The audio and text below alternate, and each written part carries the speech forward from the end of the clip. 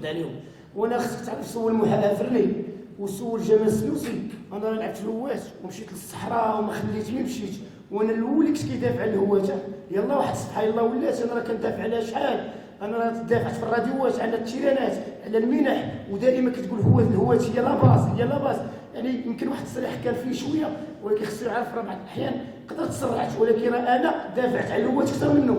راه رجعوا التسجيلات، رجعوا البرنامج ديال الطريق الستاتي، رجعوا الراديوات ورجعوا لاي برنامج شكون اللي كان دافع على الهوات. وراه موحى افرنيكي وراه حيت هاد الصفحه حتى هي راه حتى فاش كانوا الجمهور ديالنا في الرباط بعد تيبقاو كيزيدوا، يعني كتكون حاجه صغيره كيبقاو يزيدوا فيها. راه فهمتي يعني ما يمكنش هاد الصفحه تكون مع فريق وما تكونش مع فريق، راه عيب راه كاع. يعني الا كان عندك شي مشاكل مع الكوكب ما تمشيش ما خليها جانبا، كون روح رياضيه. فهمتي راه فريق الكوكب كبير وتسعه الالقاب، راه الفريق اللي دا 3 كاس العالم متتاليه راه اكبر خامس قاعده جماهيريه خصك تحترم. يعني كما قلت لك راه انا قلت لك انا دافعت على الهوات كثير، وانا راه مع الهوات. يمكن كان واحد الغضب بعض الاحيان ملي كنشوف دوك كاين شي حوايج كيوقعوا في الهوات، كثره السياح وكثره الناس كتبغي دير الصباح وكتخلي الكره وكتسب كتسمع شي حوايج.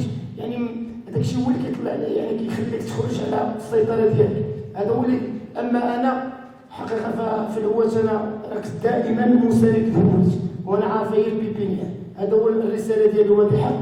وانا ما كما قلت لك انا راه كنعاود نقول لهم عاودوا سولوا جمال السنوسي اللي كان كيشكرني كيهز التليفون كيشكرني كيقول لي راك دائما مع الهوات، ومحا افرني اللي قديم في الهوات.